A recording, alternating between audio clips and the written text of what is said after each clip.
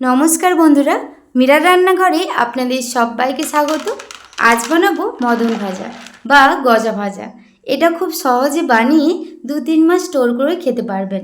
চলুন তাহলে পুরো রেসিপিটি দেখার জন্য অনুরোধ রইল। এখানে একটা পাত্রের মধ্যে 1 বাটি আমি আটা নিলাম, আর দিয়ে দিলাম হাফ বাটি ময়দা, স্বাদ মতো লবণ দিলাম, আর দিয়ে দেবো ঘি। এখানে আমি 2 চামচ ঘি দেবো। ঘিটা যেহেতু জমানো ঘি, তার জন্য আমি 1 চামচ ভরে দিলাম। এটা কিন্তু গলে গেলে 2 চামচ হয়ে যাবে।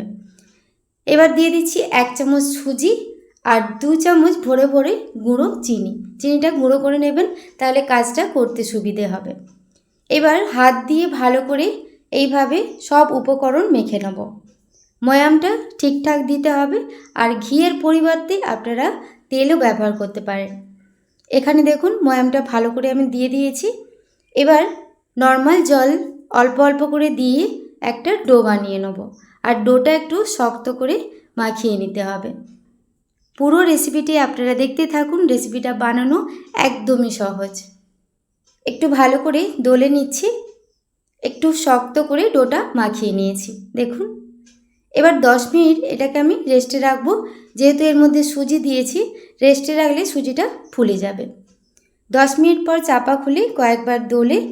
এবার কোনো রকম লেচি করার দরকার নেই, আপনারা চাইলে করে নিতে পারেন, কিন্তু আমি এখানে করছি না। একটা বড় করে রুটি বানিয়ে নেব।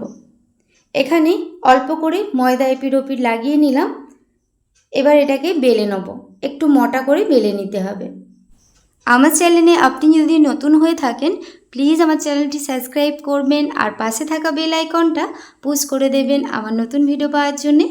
এখানে দেখুন একটু মোটা করে এরকম বেলে নিতে হবে। এটা কিন্তু ভাজার সময় আরও কিন্তু এটা ডবল হয়ে ফুলে যাবে। এইরকম মোটা করে বেলে নিতে হবে। এবার ছুরি দিয়ে চারদিকটা এইভাবে আগে আমি কেটে নিচ্ছি। 4 কোণা করেই আগে কেটে নিতে হবে। আর বাড়তি যে এই যে ধারের অংশের আটাটা, এটাকে আমি আবারও বেলে নেব। এবার ছুরি দিয়ে আবারও আগে লম্বা লম্বা করে এইভাবে কেটে নিচ্ছি। ফেসবুক পেজ দিয়ে যদি আপনারা দেখে থাকেন, প্লিজ প্লিজ আমার ফেসবুক পেজটা ফলো করে পাশে থাকবেন।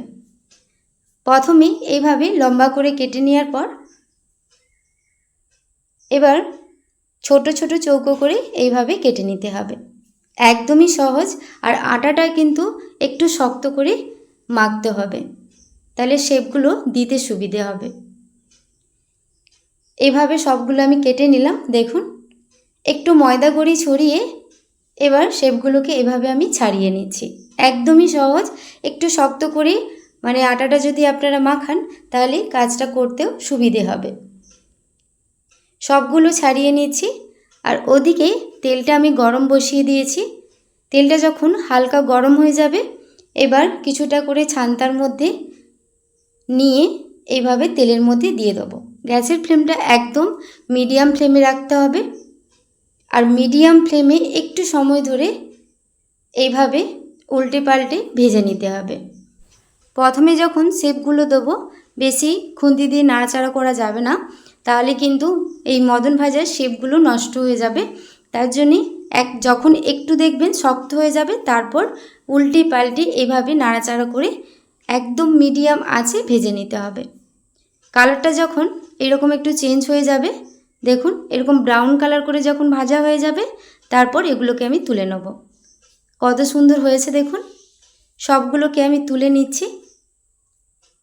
বেশ ক্রিস্পি হয়, আর পুরোপুরি ঠান্ডা হয়ে যাওয়ার পর এগুলো কিন্তু খাবেন, তাহলে বেশি ক্রিস্পি হবে।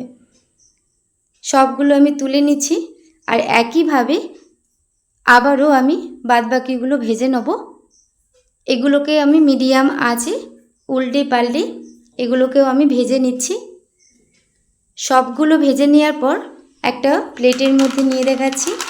এগুলো কিন্তু পুরোপুরি ঠান্ডা হয়ে যাওয়ার পর তারপর দেখাচ্ছি কতটা ক্রিস্পি হয়েছে। আওয়াজটা শুনেই বুঝতে পারছেন।